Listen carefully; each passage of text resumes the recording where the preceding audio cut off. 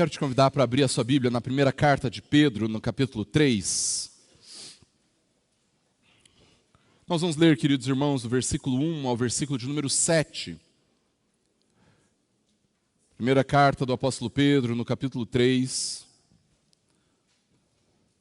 Nós vamos ler, queridos, do primeiro versículo ao versículo de número 7. 1 Pedro, capítulo 3, de 1 a 7. Hoje, queridos, nós vamos falar dos deveres dos casados. E agora, quando eu compartilhava com o Narciso o que eu ia pregar, ele falou assim, puxa vida, logo hoje que eu estou no rumo da Mariellen aqui, não é? 1 Pedro, capítulo 3, do 1 ao 7.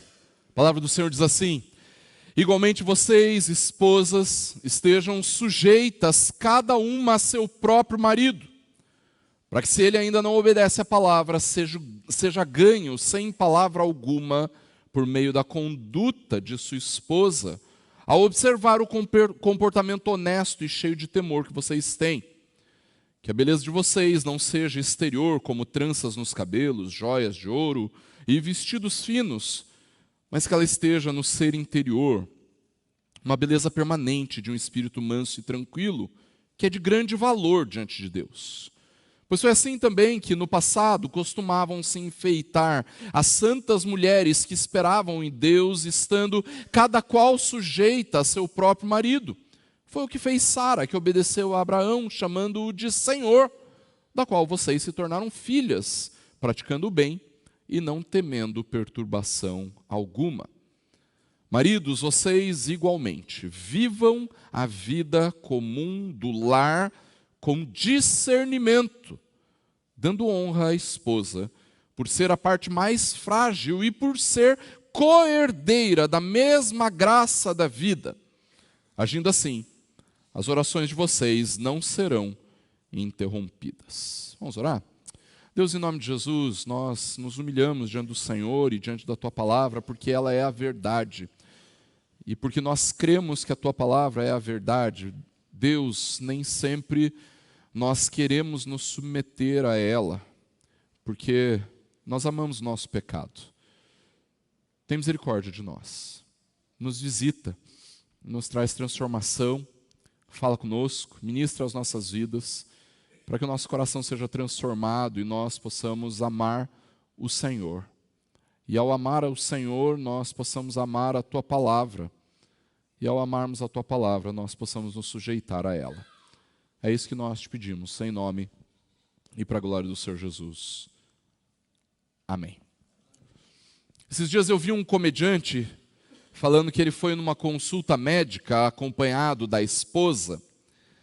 E tudo que ele disse nessa consulta foi boa tarde e até logo. Porque ela relatou absolutamente tudo o que ele estava passando e sentindo para o médico. Ele brincou dizendo que ele descobriu que ele tinha algumas doenças e dores que ele nem sabia que ele tinha. Mas a esposa sabia e relatou. Irmãos, não adianta. Além do Senhor, ninguém nos conhece melhor além da nossa esposa, do que a nossa esposa. Mas o contrário também é verdadeiro, minha irmã. Ninguém conhece você melhor do que o seu marido. E é justamente por isso, irmãos, que nós precisamos aprender a viver a santidade da igreja dentro de casa. O que eu quero dizer com viver a santidade da igreja dentro de casa, irmãos, é que o povo de Deus, a igreja, tem um padrão de santidade. Um padrão que é estabelecido pela palavra, um padrão que é estabelecido pelo exemplo de Cristo.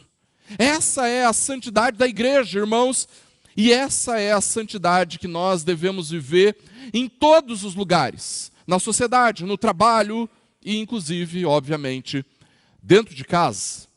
A realidade, queridos, é que nós vivemos em um mundo que é mau, perverso, um mundo que nos persegue quando nós queremos viver uma vida piedosa, de acordo com a vontade do Senhor, e por causa disso, nós andamos neste mundo em direção a uma outra morada, em direção à pátria celestial, o nosso lugar, a nossa cidade, o nosso país de origem.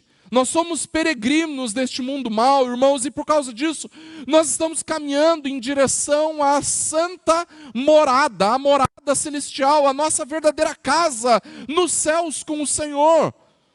No entanto, queridos, enquanto nós permanecemos nessa peregrinação, nós somos chamados a construir um lar. E veja que grande desafio nós temos, irmãos. O Senhor nos chama para construirmos um lar, mesmo sabendo que nós estamos longe de casa, longe da morada celestial. Nós somos chamados para construir um lar de acordo com a vontade do Senhor, mesmo sabendo que ainda não estamos em casa. E a única forma de construirmos esse lar de acordo com a vontade de Deus, irmãos, é se nós estivermos vivendo a santidade do povo de Deus, a santidade da igreja dentro de casa. Mas antes de nós entrarmos no texto propriamente dito, queridos, eu preciso dar duas breves palavras pastorais para que você mantenha o seu coração aberto à verdade de Deus. A primeira palavra é direcionada aos solteiros. Pode ser que você esteja aqui ou então nos acompanhando pela internet, pensando, puxa pastor, mas eu nem sou casado, eu nem sou casada ainda, como é que uma pregação a respeito dos deveres dos casados pode ser útil e edificante para mim? Então, irmãos, nós precisamos nos lembrar que toda a Escritura é inspirada por Deus e útil. E por causa disso, independente de você ser casado, ser casada ou não, o Senhor pode querer te usar para abençoar e ministrar a vida de pessoas casadas. E por isso, de uma certa forma, você precisa saber o que a palavra ensina sobre o relacionamento conjugal. E mesmo assim, vamos falar a verdade? O segundo motivo é porque você não conhece o dia de amanhã. Né? O pastor Patrick não está aí hoje, né? Está se recuperando de uma cirurgia, né? Mas vai que o Senhor está preparando o varão valoroso para você, né? Vai que o Senhor está preparando uma esposa para você, e nisso Ele já está graciosamente ensinando o seu coração a viver a santidade da igreja dentro do seu futuro lar. Mas a segunda palavra pastoral é um pouco mais dura, mas é necessário, irmãos. Uma das grandes dificuldades de pregar sobre família é que as pessoas acham, por algum motivo, que a pregação precisa confirmar o nosso estilo de vida. E eu comentava com os irmãos do louvor e do Cristo a Nossa Canção, que vieram à frente para orar, que tem dias que eu preferia ser tratador no zoológico do que ser pastor, irmãos, que seria mais fácil dar comida para o leão do que pregar algumas coisas, alguns assuntos. Mas quando nós somos expostos ao fato de que muitas vezes nós não estamos vivendo em família como a palavra nos ordena, então quando nós ouvimos isso, irmãos, nós ficamos ofendidos, nós ficamos magoados, até quem sabe com o pregador, com aquele que ministra a palavra. No entanto, irmãos, nós precisamos aprender a nos submeter àquilo que a palavra diz a respeito do casamento, a respeito da relação conjugal. E creiam, irmãos, tudo o que a palavra tem a nos ensinar através desse texto é extremamente importante. E diante disso, eu quero deixar a nossa porta aberta, porque algumas das coisas que nós vamos falar aqui são realmente dolorosas, difíceis, doídas, não só para vocês, mas para mim também, como marido, como pai, como pastor da minha casa. Também é difícil de ouvir estas coisas. E é exatamente por isso, queridos, que os pastores, os presbíteros, os homens e as mulheres de Deus, experientes aqui da igreja, estão à sua disposição para tratarmos especificamente, de maneira mais direcionada, de cada um dos assuntos que nós vamos abordar no texto de hoje. Dito isso, queridos, como é que nós podemos viver a santidade em casa, enquanto nós caminhamos para o lar celestial? É isso que a palavra do Senhor quer nos encorajar nessa noite. Os leitores originais dessa carta, irmãos, eram cristãos que estavam espalhados pelas regiões mais distantes do Império Romano. E eles estavam nesses lugares porque eles tinham sido perseguidos e, em alguns casos, expulsos das suas casas. Acontece que mesmo estando em lugares tão distantes, eles também experimentavam ali a perseguição e o sofrimento. E o apóstolo Pedro, então, escreve essa primeira carta, irmãos, para nos encorajar a vivermos como povo de Deus onde estivermos, a vivermos a santidade do povo de Deus onde estivermos. É exatamente por isso que ele fala que essa santidade precisa ser expressa em todos os relacionamentos dos crentes, em seus relacionamentos sociais, em seus relacionamentos profissionais, no seu relacionamento com os outros crentes e também dentro de casa. Porque é através dessa santidade ativa que nós, de fato, mostramos que pertencemos ao Senhor e que nós somos o seu povo santo. Mas não apenas isso, queridos, nós precisamos nos lembrar que essa carta é uma carta para consolar o povo santo de Deus. É uma carta que enfatiza o nosso pertencimento ao Senhor.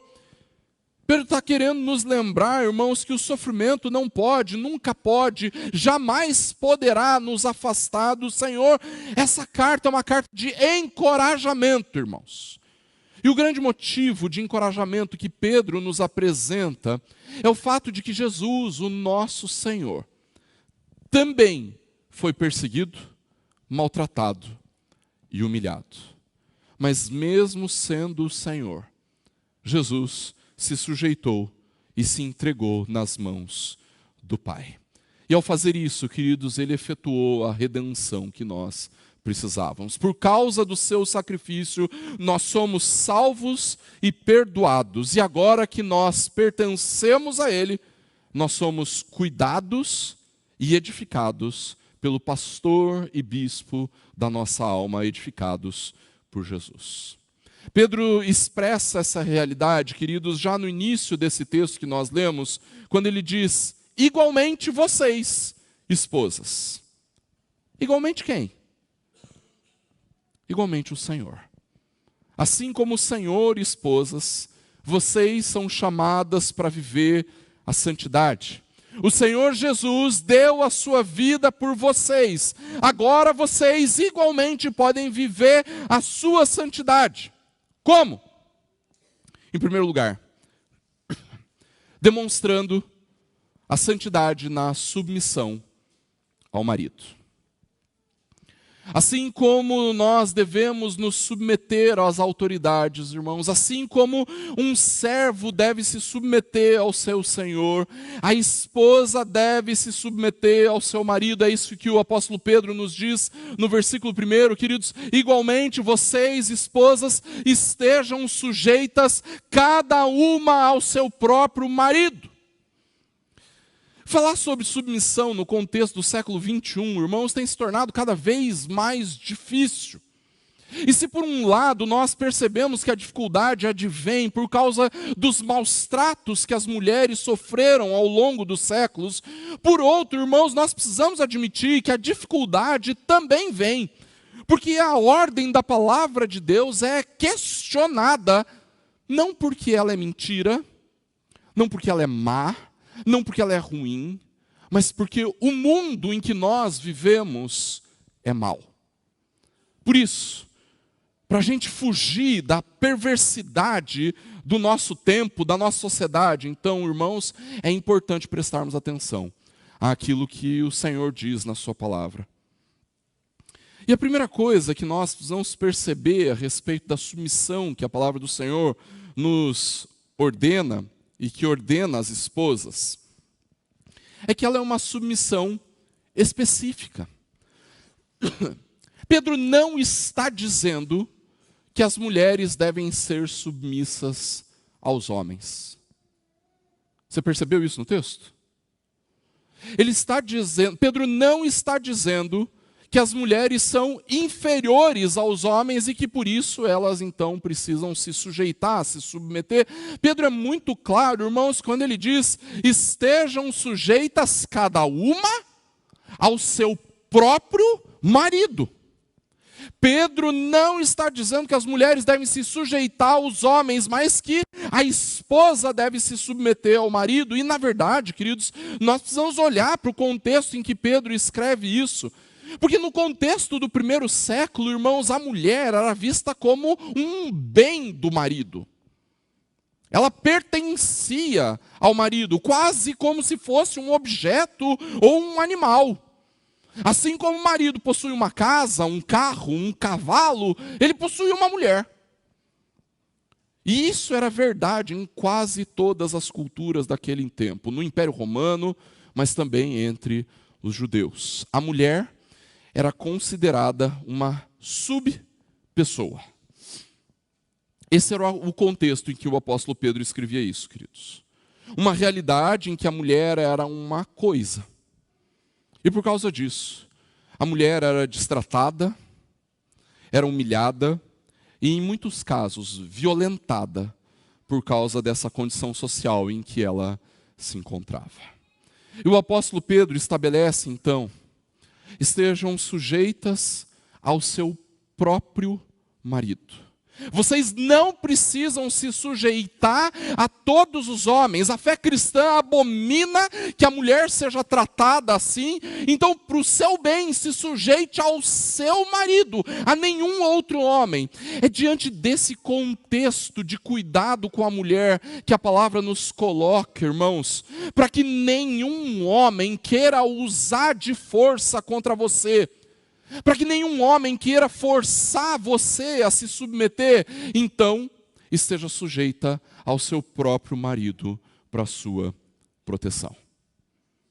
A segunda coisa, que nem sempre é tão perceptível no texto, queridos, é que essa submissão é voluntária. Veja, Pedro começa dizendo às esposas, igualmente precisam se sujeitar. Igualmente a quem? Igualmente a Jesus. A mulher deve se submeter ao seu marido como Jesus se submeteu às autoridades. Mas veja, a submissão de Jesus às autoridades era uma submissão voluntária. No versículo 23 do capítulo 2, se você voltar um pouquinho, você vai ver o apóstolo Pedro dizendo claramente que quando Jesus foi insultado, quando ele foi maltratado, Jesus se entregava. Um ato voluntário. Jesus mesmo diz lá no Evangelho de João, capítulo 10, versículo 18, ninguém tira a minha vida. Pelo contrário, eu espontaneamente a dou. A submissão de Jesus era voluntária, irmãos. Assim como deve ser a submissão da esposa. Ou seja, por causa do seu relacionamento com Jesus, por causa de quem Jesus é para você, minha irmã, você precisa se sujeitar voluntariamente ao seu marido. Mas é justamente por ser uma submissão voluntária, queridos, que nós, maridos, precisamos entender que nós não somos ninguém para forçar nada. Veja, se você, marido, precisa impor a submissão à sua esposa pela força física, pela violência verbal, através de ameaças, através de manipulação emocional, então você não passa de um homem mau. Eu queria dizer um mau caráter. Você é um ímpio que está subvertendo o ensino da beleza da palavra e da glória da palavra e da verdade, para que você possa dominar perversamente na sua casa. E caso isso esteja acontecendo com você, minha irmã, por favor, para o seu bem, procure uma irmã mais experiente na igreja. Alguém que possa te ajudar a discernir isso que você tem enfrentado. Alguém que possa te dizer, procure o pastor, procure os presbíteros da igreja. Ou então, procure a polícia. A submissão é somente ao marido. E a submissão é voluntária.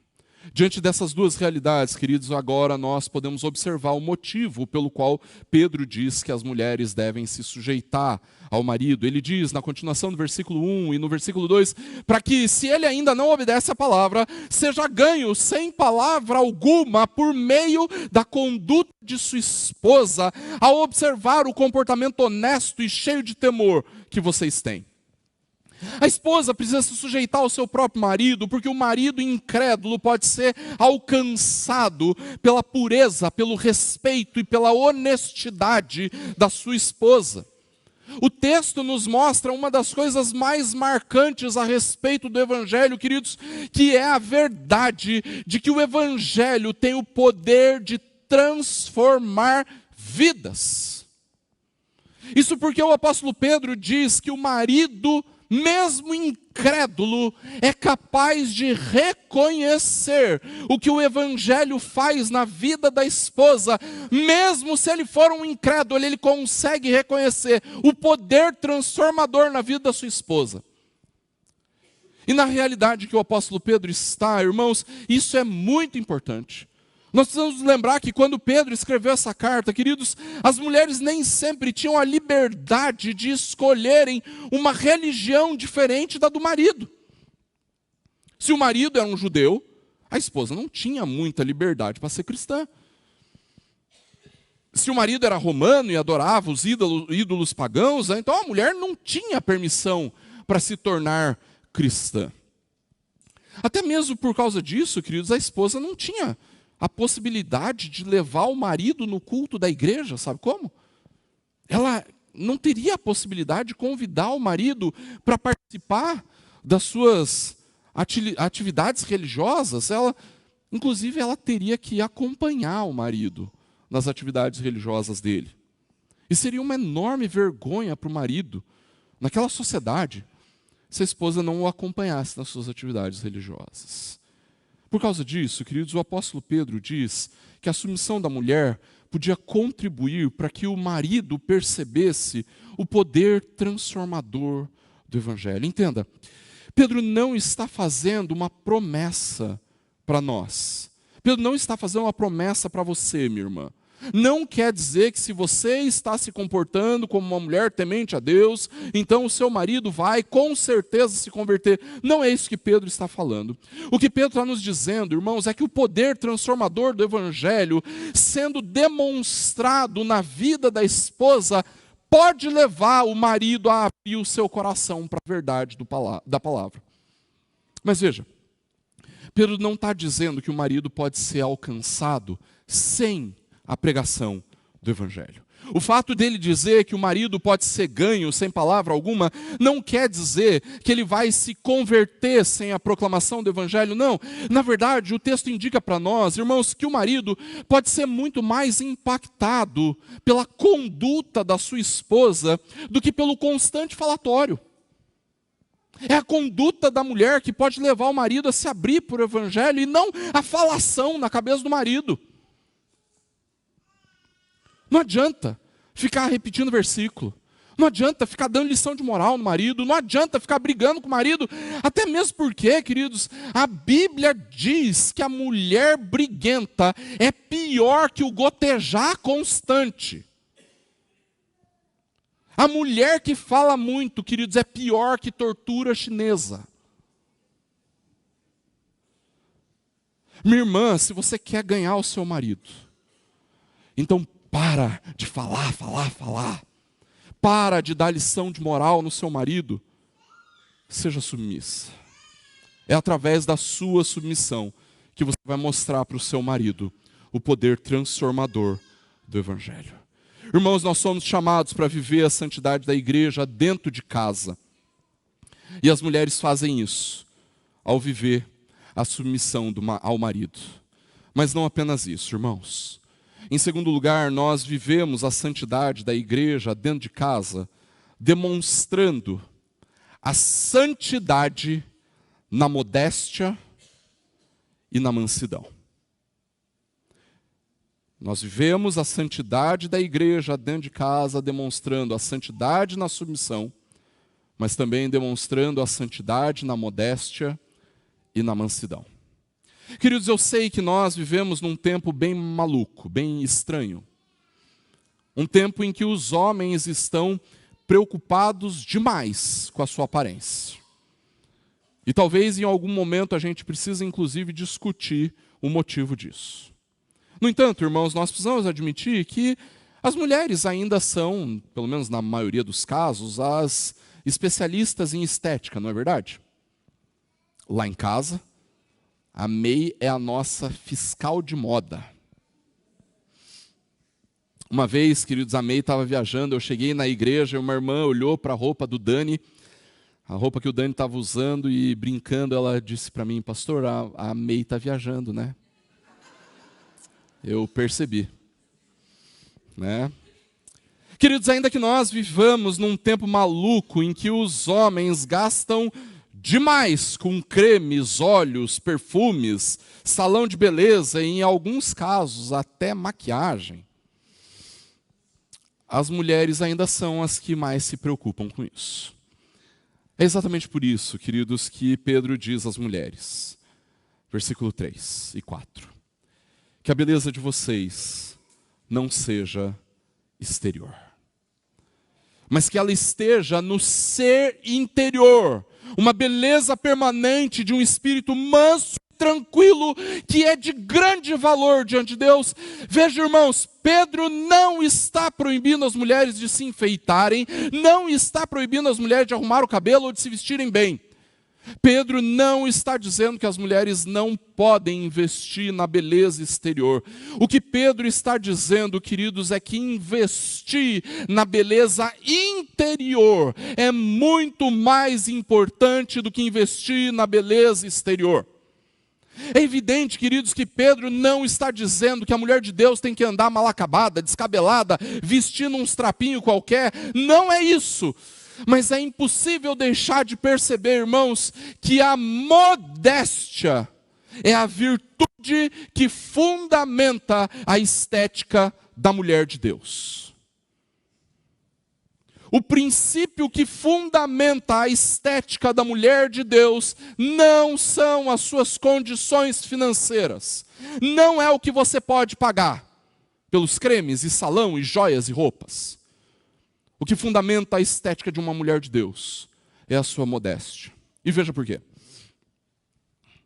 A beleza permanente, queridos, é resultado de um espírito manso e tranquilo, segundo o versículo 4. Irmãos, nós vivemos num mundo tão caótico, num mundo tão bagunçado, que encontrar mansidão e tranquilidade é um dos desejos mais perseguidos da nossa sociedade.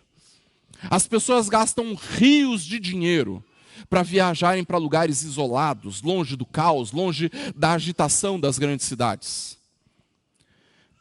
Mas você já pensou que você pode encontrar isso dentro da sua casa? Você já pensou que você pode encontrar isso, meu irmão, na sua esposa? E você, minha irmã, já pensou que você poderia ser este lugar de mansidão e tranquilidade para o seu marido? Já já eu vou falar com os maridos também. Mas, minha senhora, você já pensou qual é o motivo pelo qual o seu marido prefere passar raiva vendo o time dele na televisão? Ou então ver um filme sobre morte, guerra, assassinato e explosões do que passar tempo com você?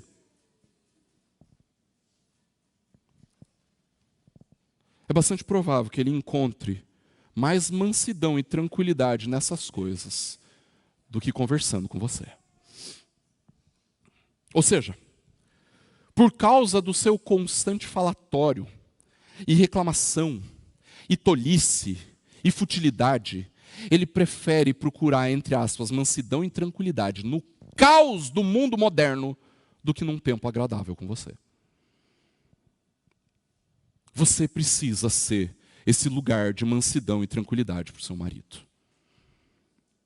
Cultivando a beleza interior, você pode ser esse lugar de mansidão e tranquilidade em meio ao caos do mundo moderno.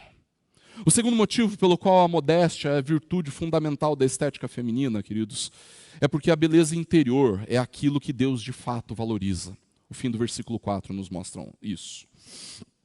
Ontem, queridos, a nossa SAF teve um tempo gracioso aqui na igreja. E eu até pedi permissão da presidente da SAF para poder falar o que eu vou falar agora, tá?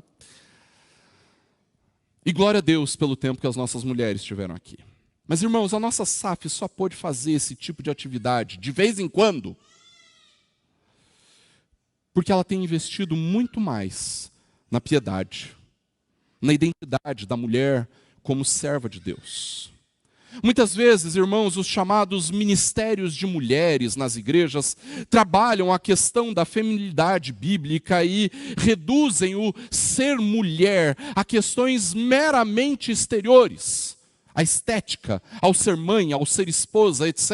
E veja, nada nos impede de fazermos isso, inclusive eu acho que nós podemos e devemos falar sobre essas coisas, queridos, mas reduzir a feminilidade nisso está errado, irmãos.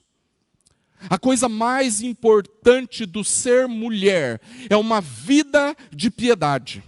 Uma vida que trata a disposição da mulher de viver aquilo que Deus valoriza, a beleza interior, o espírito manso e tranquilo. Não se preocupem tanto com a estética, minhas irmãs. A maior parte das mulheres já está preocupada demais com estética.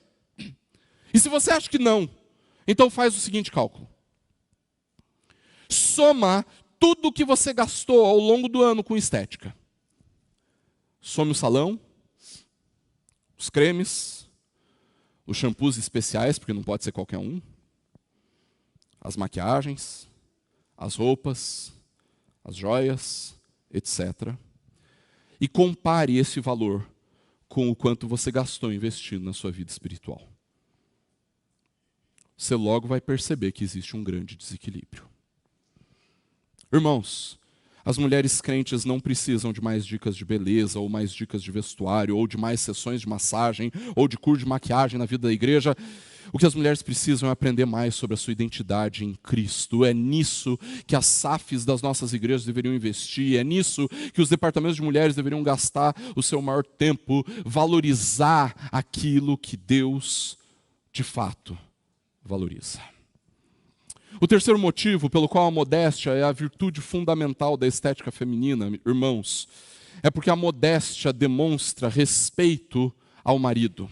Os versículos 5 e 6, o apóstolo Pedro diz assim, pois foi assim também que no passado costumavam se enfeitar as santas mulheres que esperavam em Deus, estando cada qual sujeita ao seu próprio marido. Foi o que fez Sara, que obedeceu a Abraão, chamando-o de seu Senhor, da qual vocês se tornaram filhas. O exemplo das mulheres do passado e de Sara, nos versículos 5 e 6, queridos, nos mostram que a modéstia no vestir é um sinal de respeito ao marido. É evidente que você não precisa chamar seu marido de Senhor, como fez Sara. Mas certamente, você precisa respeitá-lo. Veja, uma mulher bem vestida, com roupas chamativas e joias e cabelo arrumado, pode atrair a atenção para ela, e eu não duvido que seja isso mesmo que algumas mulheres desejem. São tão carentes e tão inseguras a respeito da sua própria identidade que elas precisam desesperadamente atrair a atenção para o seu maior valor, que está na beleza exterior. Mas uma mulher de Deus, irmãos, elegantemente modesta, demonstra o respeito que tem pelo seu marido nas suas vestimentas. Por isso, antes de você perguntar se está bonita, pergunte a si mesmo. E ao seu marido, ou ao seu pai, se você não for casada, se com aquela roupa você está demonstrando o seu respeito por ele. O último motivo pelo qual a modéstia é a virtude fundamental da estética feminina, irmãos, é porque a submissão também se manifesta na prática do bem. Na continuação do versículo 6, Pedro nos diz que é no respeito ao marido que as mulheres podem encorajar a prática do bem e que elas não precisam temer nenhuma perturbação. Irmãos, quando a mulher vive de forma modesta, cultivando a beleza interior de um espírito manso e tranquilo, respeitando seu marido, ela pode então demonstrar a prática do bem e ela não precisa temer a perturbação do marido. Queridos, nós não conseguiremos viver a santidade da igreja dentro de casa se nós não vivermos a modéstia, se nós não vivermos a mansidão, se nós não vivermos a simplicidade. A Bíblia nos mostra que homens e mulheres são chamados à modéstia, mas que as mulheres manifestam a sua santidade através da simplicidade, da mansidão, da modéstia. Mas não somente isso, irmãos. Nós não poderemos ir embora hoje sem perceber o papel do marido na santidade da igreja dentro de casa. Por isso, em último lugar, nós edificamos uma família santa quando nós manifestamos a santidade no cuidado. Mais uma vez, queridos, o apóstolo Pedro começa a dar a ordem sobre a santidade do lar através de uma comparação. Veja comigo o versículo 7. Ele diz: maridos, vocês igualmente. Igualmente quem? A quem Pedro está comparando o marido crente, queridos? Ao Senhor Jesus. Se a esposa deve se sujeitar ao marido da mesma forma como Jesus se sujeitou às autoridades, então, irmãos, o marido precisa demonstrar o cuidado de Jesus na vida do lar. E como é que nós percebemos isso, irmãos? Porque no fim do versículo 25 do capítulo 2, Pedro nos diz: vocês se converteram ao pastor e bispo da alma de vocês. Os maridos precisam ser uma manifestação do cuidado e da supervisão de Jesus dentro de casa, irmãos. O marido crente é chamado para ser Jesus dentro de casa. Ele precisa manifestar a doçura de Jesus, a amabilidade de Jesus, a paciência de Jesus, a bondade de Jesus, a santidade de Jesus. Se você achou que a exigência sobre a mulher é grande, então é porque você ainda não entendeu o quão imensa é a sua responsabilidade.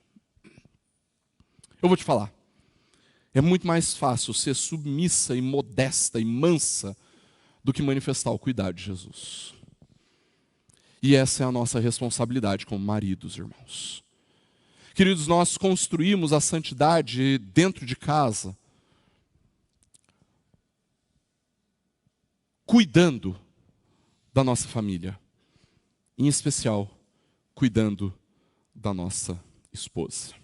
O primeiro aspecto em que isso se manifesta, irmãos, é o cuidado com a vida comum do lar. Veja como a palavra de Deus nos fala isso. Maridos, vocês igualmente vivam a vida comum do lar com discernimento. Mais cedo eu falei que um dos motivos pelos quais nós preferimos a TV, o celular, o videogame, o computador, o futebol, do que passar tempo com a esposa, o motivo é porque as mulheres estão sempre brigando, falando e reclamando, murmurando. Lembra disso? Mas sabe por que ela faz isso? Ela faz isso porque você não vive a vida comum do lar.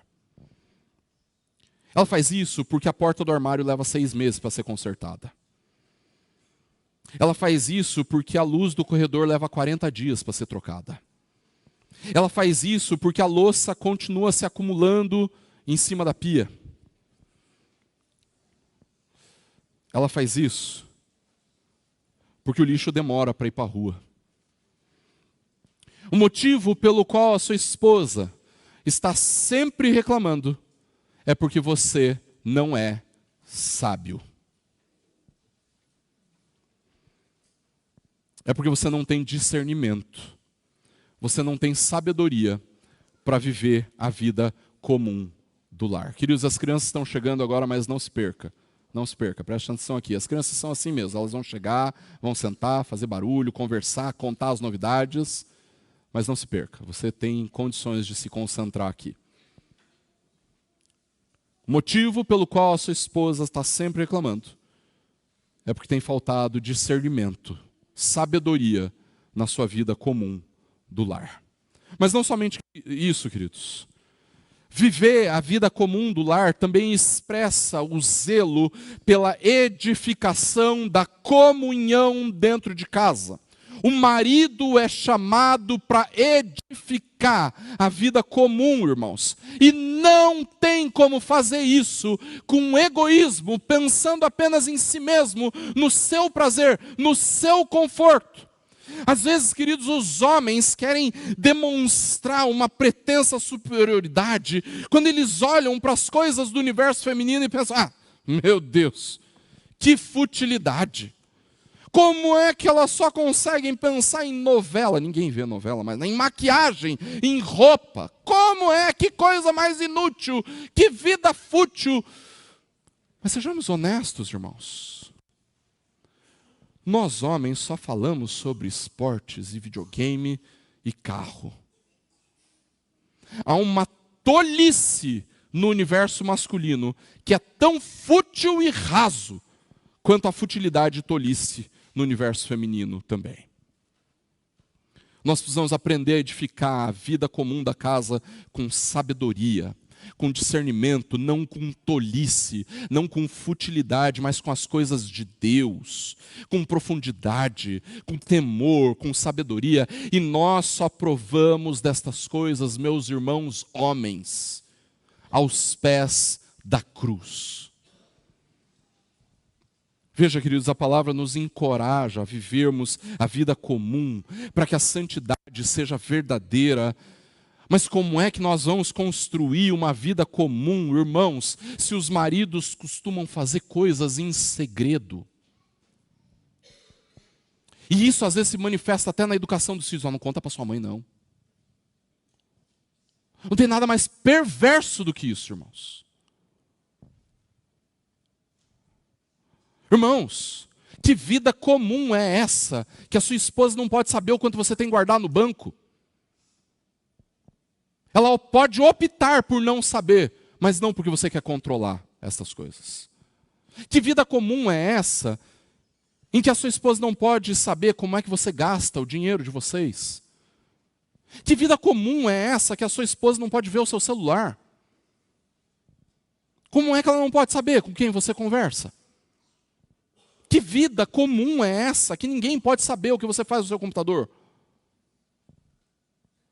É impossível viver a vida comum do lar, guardando segredos. Mas isso não é tudo, irmãos. Nós, maridos, também precisamos manifestar a santidade no cuidado da honra da esposa. Pedro continua dizendo que o marido precisa viver a vida comum do lar, dando honra à esposa por ser a parte mais frágil e por ser co-herdeira da mesma graça da vida. Veja, queridos, que realidade gloriosa, irmãos. O marido é chamado para honrar a sua esposa, porque ela compartilha da mesma dignidade, do mesmo valor diante de Deus. E o ambiente cultural do primeiro século, quando Pedro escreve essas coisas, irmãos, consideraria essa ordem de Pedro uma afronta, uma ofensa, onde já se viu um homem honrando uma mulher. No entanto, queridos, a palavra de Deus mostra que o marido deve honrar a sua esposa, tratando-a como um vaso frágil. E entenda, a fragilidade da mulher é física, e isso não quer dizer que ela é inferior, mas que ela deve ser protegida. Irmãos, o motivo pelo qual essa bizarrice chamada feminismo existe é porque os homens deixaram de honrar as mulheres, protegendo-as deste mundo mau, desse mundo que oprime as mulheres. E quem oprime as mulheres está contribuindo para que a perversidade do feminismo continue a dominar o imaginário das mulheres, irmãos. Mas veja como isso se torna ainda mais grave e maior quando nós falamos da santidade dentro de casa, queridos.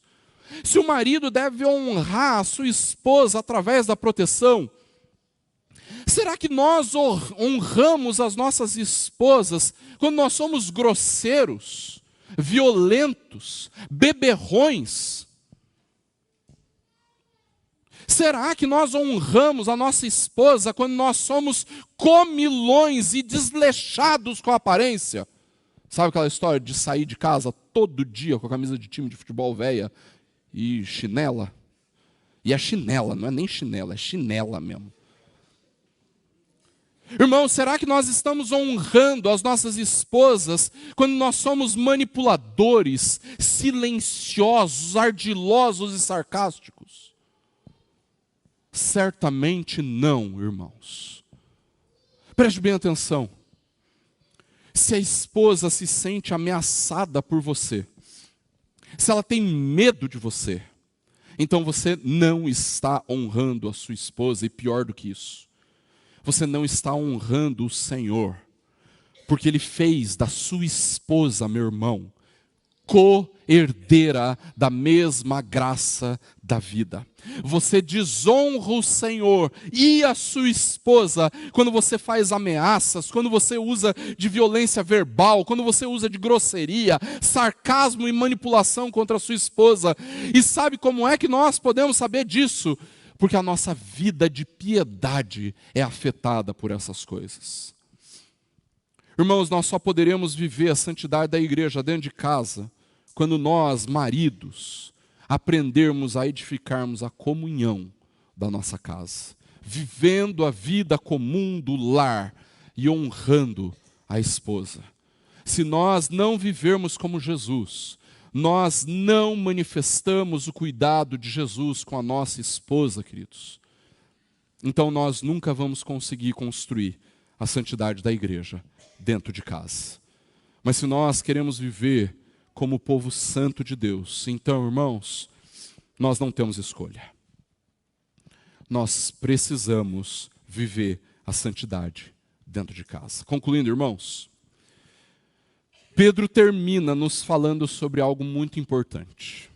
A última parte do versículo 7. Agindo assim, as orações de vocês não serão interrompidas. Só tem um jeito de viver a santidade da igreja dentro de casa, queridos. Nós somos o povo santo de Deus. E nós somos chamados para viver uma piedade constante, uma piedade contínua. Quando a esposa é insubmissa e briguenta, as orações são interrompidas. Quando o marido é violento ou ausente, ou os dois, as orações são interrompidas. Se nós queremos que o Senhor ouça as nossas orações, queridos, então nós precisamos manifestar a santidade do povo de Deus dentro de casa. E que assim, queridos, Deus nos abençoe.